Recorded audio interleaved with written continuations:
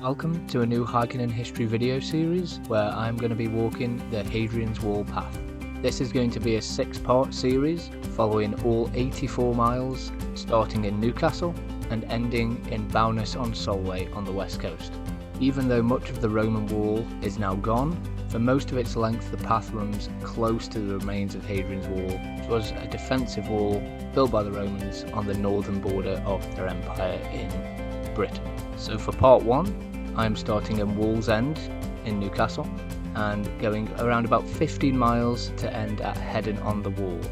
So while this part is mainly urban, there are only very brief occasional glimpses of wall. This opening section of the walk still actually has a large amount to offer and is very pretty, and Newcastle is certainly a city that needs to be visited. So come join me on this epic long distance walk along Hadrian's Wall to admire all the history and all the beautiful places along the way. Hello everyone and welcome back to another episode of Hiking in History. Today we are in Newcastle, or Wallsend to be precise, because I'm doing the big one for this year. I am doing Hadrian's Wall, walking the whole of Hadrian's Wall from here, 87 miles or so about past Carlisle. I think it's to a place called Bowness-on-Sea, something like that. So it's going to be a multi-part, like 5-part, 5-day trek, kind of like I did with the Wales one last year. But yeah, Hadrian's Wall, the Roman frontier in Britain. I would say it's as far as they got, but I know they did get further than Hadrian's Wall. They did press into Scotland, but were kept being pushed back. So large reason why they built this wall was kind of just to contain people, and so they could control people coming in to and fro, collecting taxes and all that kind of stuff. And it was mainly the frontier, kind of. They never really conquered anywhere past here properly for any long period of time. So this is going to be part 1 of about 5, I think, and we are here at what looks like a derelict, like building site, but this is actually one of the Roman forts here. Segedunum it's called, I believe. Don't know if I'm pronouncing it right. There's a museum right here for it, but yeah, you can actually see the whole fort layout all here, which is pretty cool. This is a whole museum here. You have to pay to go into the museum though, which I am not going to do, because I don't really have time. Obviously this whole journey is the walk itself, so there are quite a few museums along the way that I will just be missing, because I feel like if you want to go to the museums, you probably want to spend kind of the whole day at the museum, which I don't have time for, obviously, because this museum, I mean, you can go up there and see like a bird's eye view of the whole layout of the fort that was here. And yeah, they've got like tons of artifacts inside, because this fort, there's loads of forts along the way, but this is the most excavated one, right on the Tyne, right on the River Tyne here. Lovely.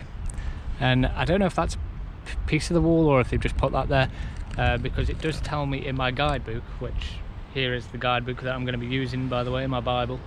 It tells me that there's not actually much wall, although there's not really any wall left here at this, but they must know that this is where the wall did end. But I mean, there's been so much development and stuff over the years here that there's not much left here. And to be fair, this part, so part 1, is probably going to be the least exciting, because there's going to barely be any wall in it, because even though the wall did go this way, they're never quite sure exactly the route where it is here, but the National Trail obviously does its best to predict where the wall went.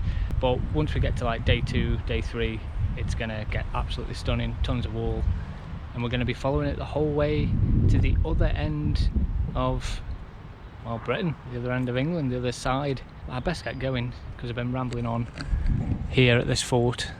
So I think the path just goes down here, so let's get going.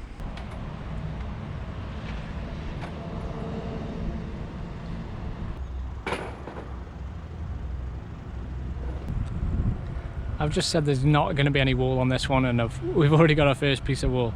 So it just says in my guidebook that it's the only piece of wall remaining on this site here, at this fort, and it connected the fort, which is just over this hill here, and it connected it to the Tyne. So that is cool. We already have a bit of wall that we can touch. As you can see, yeah, it's connected here, and this is literally where it ends. It's called Wallsend, but it's my wall beginning, I guess. So 87 miles to go that way. Look at these docks as well, these like abandoned dockyards. These must have probably in the Industrial Revolution and stuff, or well, probably even to like the 1940s and stuff, maybe 50s, 60s. These were probably bustling like crazy. Anyway, enough about that. 87 miles to go. There's the daunting sign. I mean, it says 84 miles, but my guide says overall the path is 87. I mean, Rome 1,110 miles. I wonder if anyone's actually ever done that. That would be a pretty mammoth execution, wouldn't it? Walk from here, the edge, the frontier of the Roman Empire, to actual Rome itself. I'm definitely not doing that ever, but that would be extremely cool. So yes, that's it. Bonus on Solway, not on sea. 84 miles it says, maybe directly, but the path, I have heard, 87.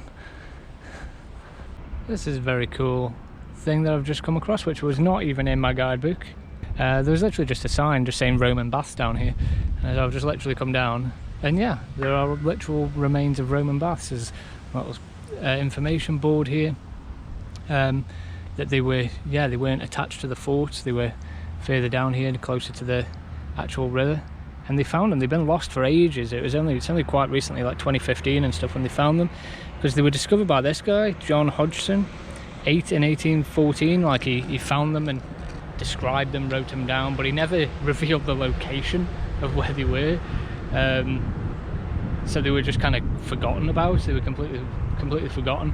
So they had an idea that there were these baths somewhere close by, but there was like an inn, like a pub built over here at that time. Like it was only since, very recently, the pub was all demolished and everything, and they basically went through notes and tried to figure out where the baths were, and eventually found them literally here. I mean, you can tell obviously that's all new, just to kind of give you the sense of the geometry and the borders of like the building and everything. But these old bricks here, they are obviously, them ones are going to be the actual original ones, which is really cool. You can see like them ones there. I think that's something to do with the hot water, the hot stones, maybe, how they're like rode up like that. That's very cool. It's crazy how sophisticated they were. They see this like illustration here and all like the maps, how there's literally changing rooms, and cold room, warm room, steam room. Like they're literally like exactly the same as modern baths, like saunas and stuff like that. But you're talking like 2,000 years ago.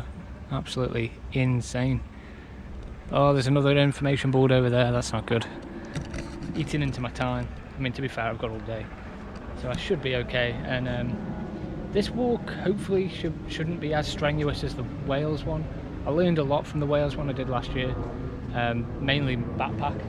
Like I've got a way lighter backpack and carrying way less this time. So and I've got good weather today, and it should be pretty much flat. Most of this is Hadrian's Wall is flat. It's only day 2 and 3 which gets a bit hilly, but even then it's apparently fairly okay, but we shall see. Cut to me and like day 3 absolutely dying, but yeah. That last information board just mentions that they were actually used to be bigger, these baths, but there was a landslide at some point during the, it says they were built in the 120s. Never really know how to say that, you're used to saying like 1640s or whatever. I guess it's literally just the 120s, 120 AD, sometime around then. There's a lot of like building, trucks and stuff going past here, so excuse the noise. But yeah, they used to be a lot bigger. Well, a lot bigger. They used to be a bit bigger, and there was a landslip. So these are the ones that are actually here now, is a slightly smaller version. But enough of the little Roman baths detour. That was quite nice though, a little surprise. Of got to get back on the actual path, which is just up here.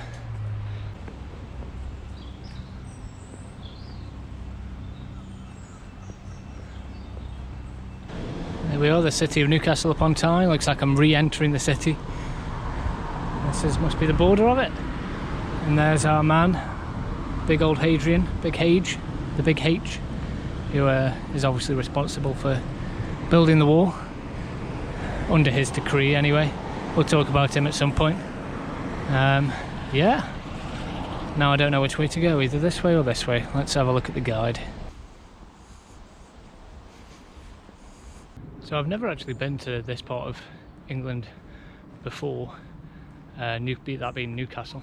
So I arrived here yesterday and spent the night over because it's too long of a distance to go without spending the night and just doing the walk straight away.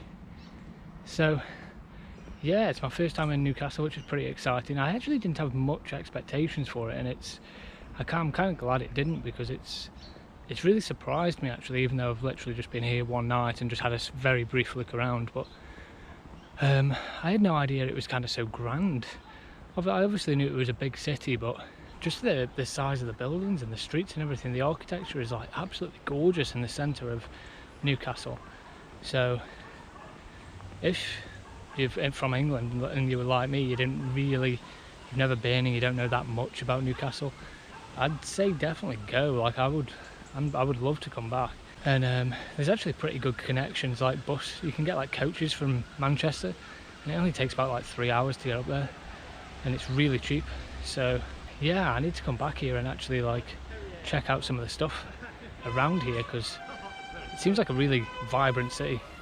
So yeah, I have mentioned this part one, will probably be the least exciting, because there's not much wall, and it's pretty much, you're kind of just following paths in industrial areas. But if you want to be a completionist, which I do, because yes, we do know that the wall did come this way, it did go this far, it went to Wallsend where that fort was. So even though none of it's here anymore, and this most likely is not literally where the wall was, it was somewhere around here where all this industrial shit is now. And to be fair, I've got a great day for it at the moment. We've just got a little bit of cloud that's just come and blocked the sun, but it should pretty much the whole day be clear, which is rare up here this far north. Yeah, I've had a look at the whole week for the weather, and it doesn't look too bad. I mean, I'm obviously at some point I will get hit by a crap load of rain eventually, but it looks at the moment, fingers crossed, that the weather could be a lot worse for the coming 5 days, which is exciting. I've picked the right time, we're in September, so kids are back at school now, so it's less busy, but it should be good. Hey, so this is what I've been following so far, Hadrian's Cycleway, but my map is actually telling me to go off it now. Turn left, and we should be heading down to the Tyne now, to the River Tyne, and walking across along there, I think. Well, there's a view. Zigzagging down, yeah, to the river now. Oh, perfect. This is gorgeous. The River Tyne, everyone.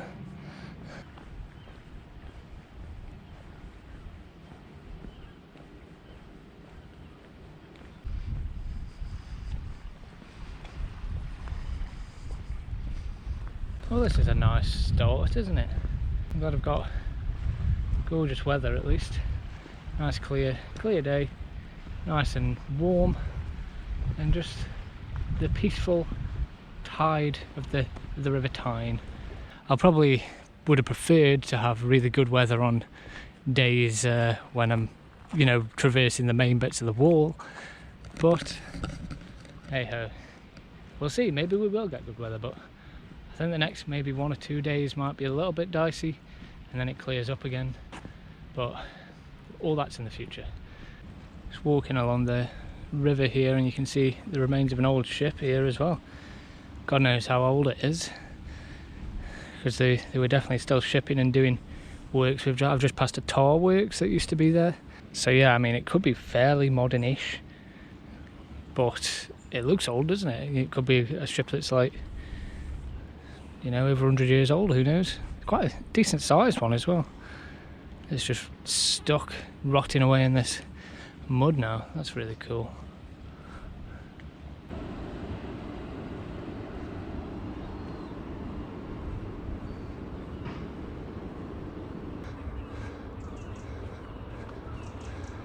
And it must be the great city of Newcastle. There we are, in the distance, which I'm heading towards and past.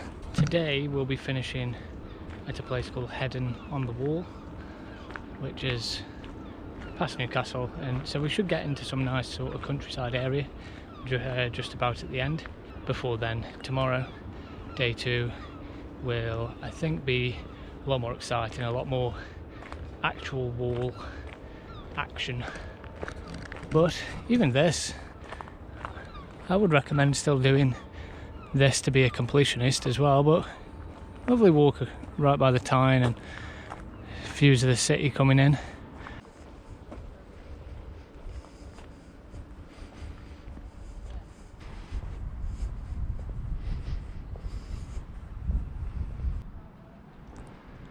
Here we are now at St. Peter's Marina.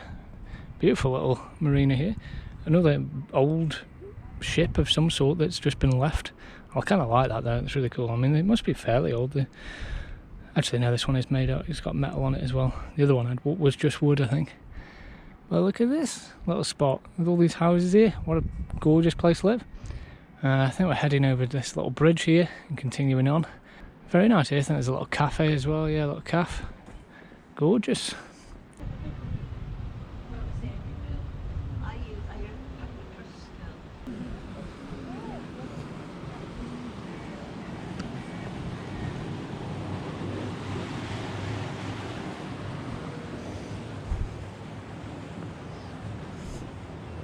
Just spotted a very cool little information board here about some of the early motor fishing vessels, and they're literally still here. So this blue one here, this is the oldest one they have. There's 3 of them in here. It's the Sovereign, built in 1936. So these are like very early motor boats. But yeah, these ones are all from Scottish origin, I think it says here. Ah yeah, so it's this blue one in front, then the black one next to it, and then the blue one further back. Those are the ones. But this blue one here, the Sovereign, it says here, so it was retired in 2009. So from 1936 to 2009, and it was at that point it was Britain's oldest fishing vessel in the 10 metre plus category. How crazy is that? And it's literally just here. They're preserved and sort of cared for by volunteers and people of these trusts. Where are they? Northumbrian Fishing Heritage Trust, North East Maritime Trust. So support them if you can. It says occasionally they're not here, they go to events and stuff like that, but otherwise this is where they rest. They're retired in here. How cool is that? Again, almost missed that. I was just walking down here and then just spotted the sign. I was like, oh, what's that? That's what makes these walks really good. It's like you'd miss stuff if you just do, you know, well, if you skip this part of the walk completely, you miss little things like that. You've got to keep your eyes peeled for little teeny interesting tidbits of history. Very local stuff, but really cool. It's not in the guidebook or anything like that, so yeah, you've got to keep your eyes out. But so far this is exactly what I was hoping for. There's always surprises along the way.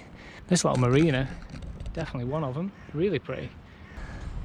So this St. Peter's Marina, they've even got a tavern, a little pub here, Merchant's Tavern. I love this little spot. This would be a really nice place just to come, even just for a chill day, essentially. Go on the cafe, have a look around at the boats. And I think I am turning left. Yeah, it's marked Hadrian's Way, this way.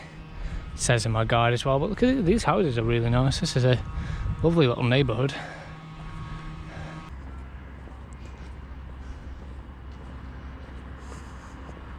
Getting ever closer to the city now. Could be I think, yeah, I can just make out the cathedral just popping into view now around this corner. And then there's going to be the big bridges. Is it the Millennium Bridge, I think, something like that. And then the Tyne Bridge. We'll soon see them. So many nice looking bars and pubs. Tyne Bar here, just along the way. Some of the boats. But then, as we can see, the skyline of Newcastle's coming in. Millennium Bridge, I think it is, and then the Tyne Bridge just behind it. Stunning.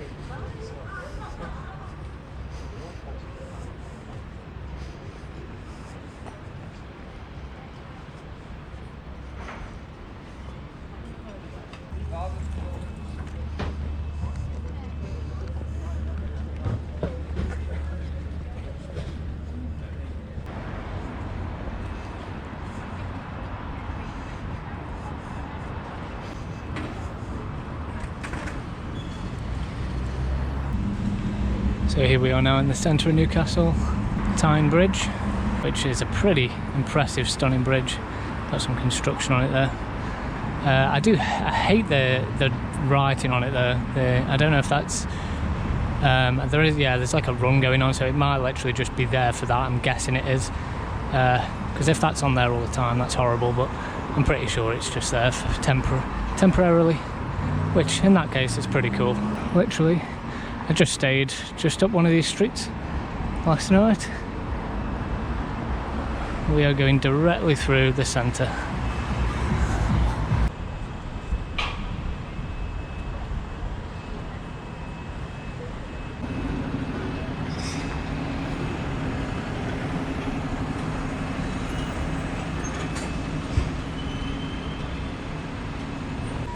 So many bridges that cross a Tyne here. I think this is the swing bridge. Looks like it is one that can turn because of all these things there on it to let ships through. And I think you can, I can see, just about see the castle from here. I'll try and get a little view of it. But there's very busy around here, a lot going on.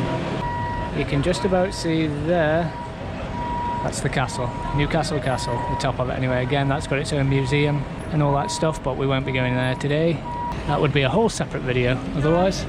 Instead, we are continuing on, following the river, pretty direct for quite a while, I think now, for like a good hour or so. We're just following the river, and soon enough we'll be out of Newcastle properly, I guess. Used to be the old fish market here. That's cool, like Poseidon on top. Newcastle's a really vibrant place. Like, I definitely want to come back and just see other things in the city properly, because I've literally just passed through. These bridges are just insane, absolutely huge. Yeah, the castle's just behind those trees there. That'll be worth visiting. What a city. I've really underestimated it. Now just passing through the other bridges along. I think I've counted 6 of them, I think, that cross the Tyne. It really doesn't take long. You know, I'm not that far out of Newcastle, and it suddenly gets very quiet again. Like along here, it's just kind of residential and stuff, but yeah, it goes really peaceful again straight after, apart from the traffic cones and shopping trolleys that people have obviously drunkenly thrown into the mud over here. Yeah, this is a great path so far.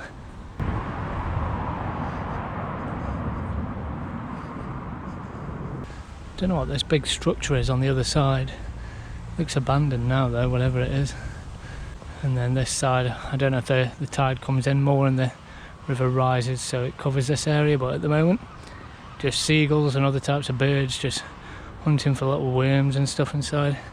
And in the very distance, countryside, hills. I can see hills, which is probably where we're going to end up today.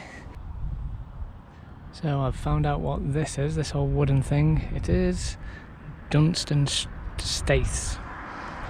And it's literally, it was built in 1893 and it was used to load coal, so there'd be all pits and stuff over that side to load coal on ships. All the ships had come in here and that was built to load coal on, which is pretty incredible. Some great pictures of it, of just the area over 100 years and all that kind of stuff. It says here you can even go on it. like you can actually walk on it, and it's thought to be the largest timber built structure in Europe. It's like 1/2 kilometre long. I mean, it breaks there, so you won't be able to go that far, but apparently you can walk on it. So how about that? We've found out what it is. So I like all these signposts and stuff. You always look at something, you're like, what the hell is that? And inevitably, something tells you eventually. That's very cool. I'd love to go walk on that one day.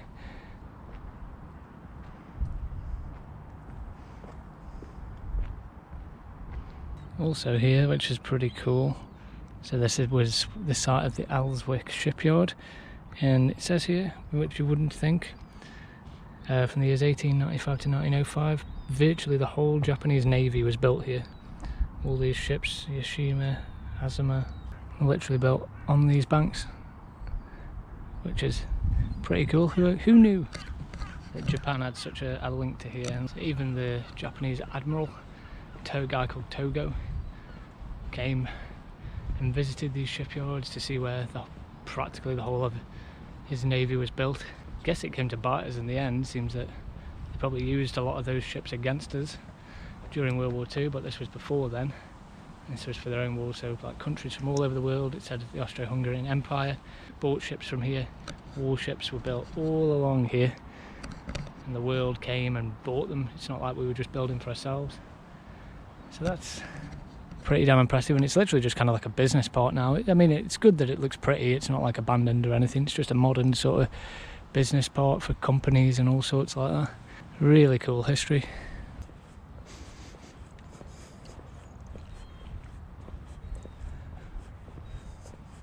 Stunning stretch of the river this. It's getting wider again now, or the tide's either just coming in, I'm not sure. But yeah, it gets a lot wider over there. It's silted up this side, or because of all the works that were here 100 years ago, they built sort of embankments, possibly.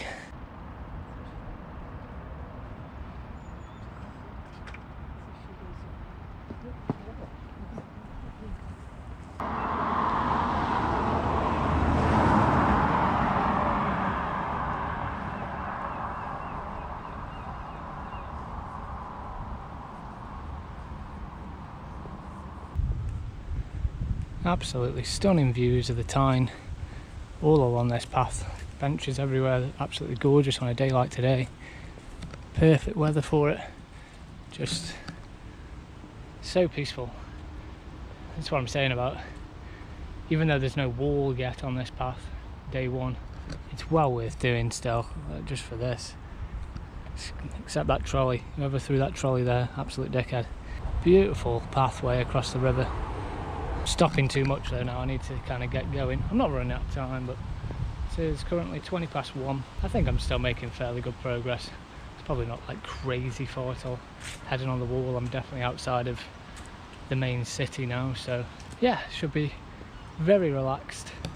Very relaxing, chill walk along this river. I mean, if you don't even want to do the whole walk, you could just do this short section and it'd be well worth it. Just as views across the Tyne are perfect up here.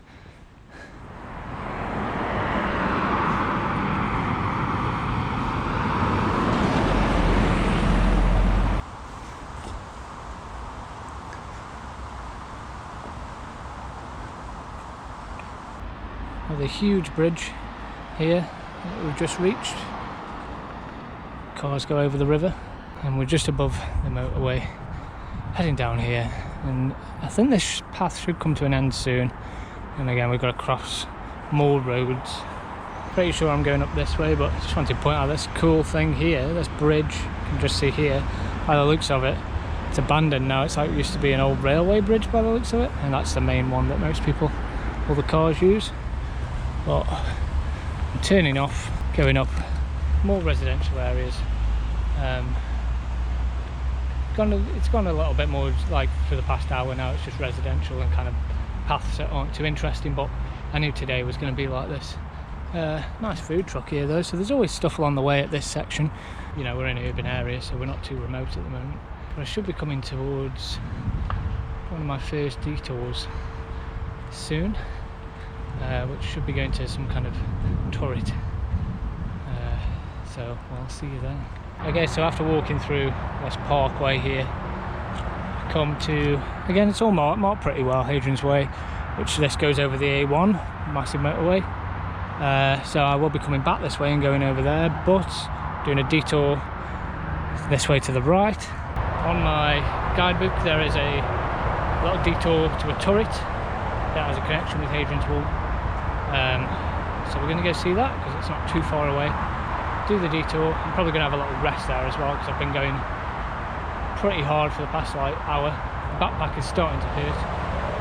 I thought it was way easier this time, and it probably still is, but I just know, like, oh yeah, day 3 is usually the one where, yeah, it really starts killing, and then you get used to it after that.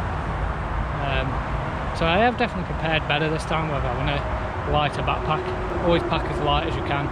Even now though, I'm probably thinking like, oh, I could have probably had a little bit less. Probably a shortish detour, maybe take about 15 minutes up here to get to this turret, but yeah, I'll show it when I get there.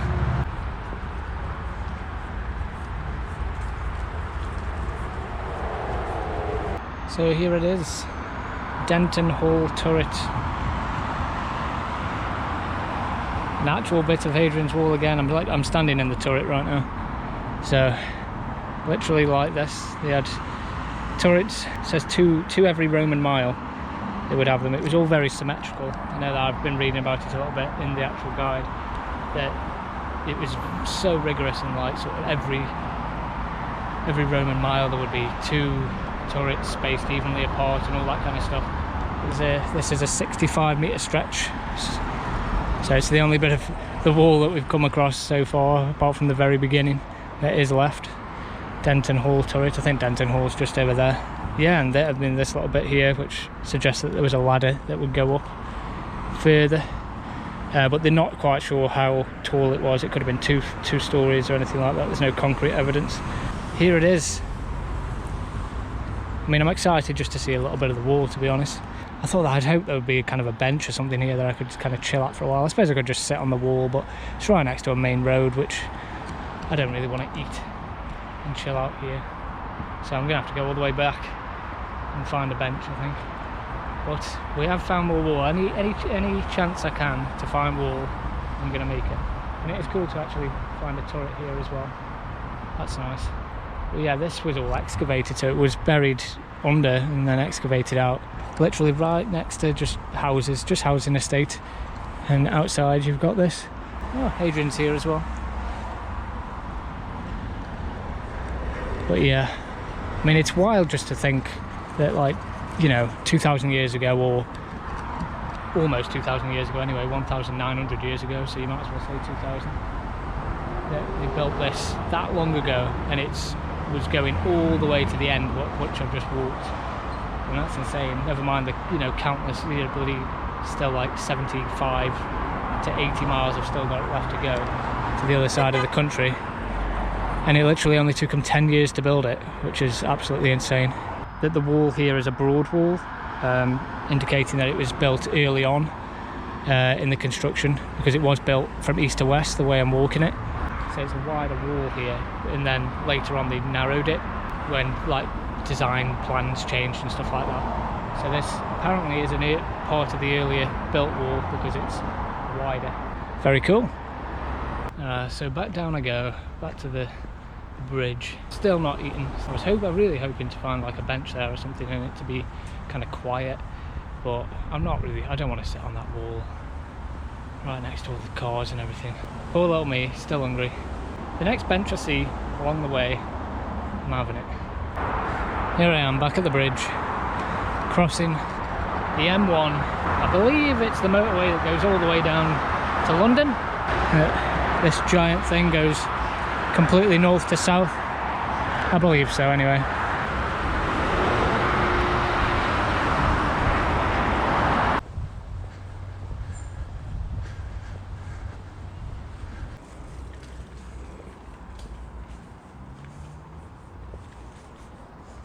Still walking, no bench in sight. Going through a little town or neighbourhood called Leamington. There's a nice scenic bikeway route through these woods, which is more pleasant than the streets, so I am glad I'm on this. Just still on the hunt for a bench. Got this thing here that almost looks like a bottle oven from Stoke, but I've read on a board earlier that they used to make glass in there, and there used to be loads of them around here in this town, this neighbourhood, but that's the last one left.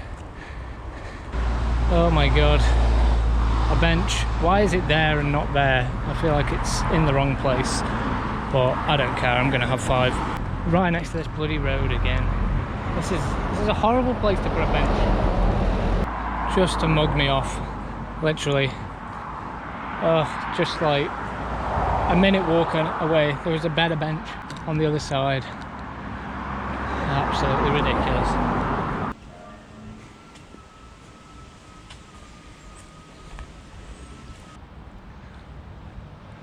We have found the river again. It is in sight. It's good to see the river again though. Oh, this is much better now. I much prefer it like this.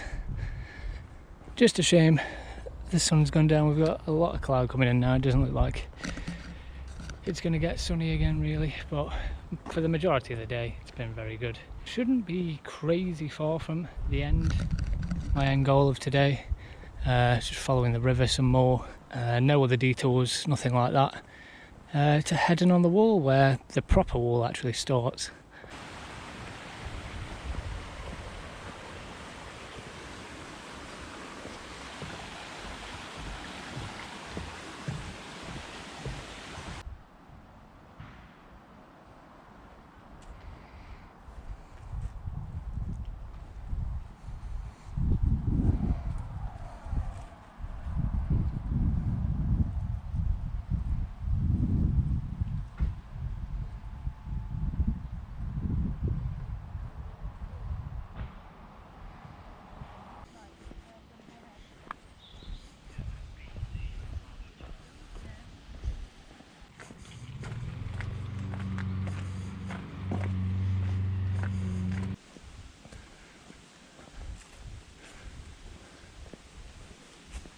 Turned inland again now, away from the river.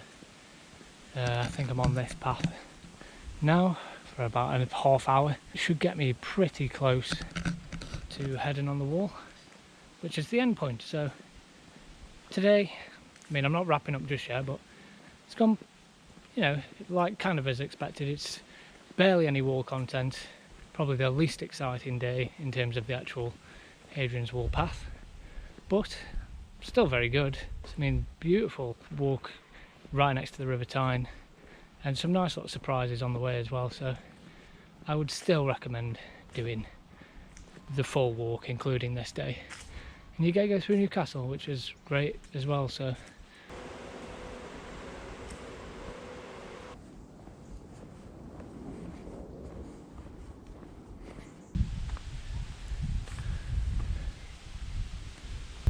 the final push now, just coming off that long path. I think going around a golf course here, but then the final push unfortunately is a tough one, because Heddon-on-the-Wall, which is the end, is up there, is up on that bloody hill. So hopefully I think it's going to be a nice gradual climb up to it, but we'll see. It says it's a 1.5 miles. Yeah, we've got to go around these fields and get up there, and that's where today's walk ends. Literally just climbing through a golf course now, just on the main kind of road pathway through. But there's all golf courses each side of me. It's kind of cool that you can just walk through it. The legs are definitely aching now. They're ready for it to be over, first day. Oh, very annoying that the last part is like climbing up, gradually, slowly climbing up this hill to Heddon-on-the-Wall. I think once I reach the end of this road, I've got to turn right and I'll be climbing again. Oh, I've climbed pretty high already, because there's the river, which I was following down and made my way up here and back round. Tiring climb now, this one, but I must be fairly close. After a very steep climb, I've made it to Heddon-on-the-Wall, the residential bit anyway, somewhere down on this street. is my accommodation, so I'm just going to head straight there before I head sort of into the village properly, and find a pub and get food and go to the shop. That is the end of day one though. I will end the video here and we will start from Heddon-on-the-Wall to well, in the next video.